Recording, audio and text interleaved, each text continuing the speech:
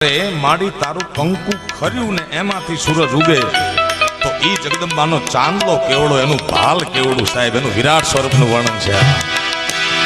માતાજી તારું કંકુ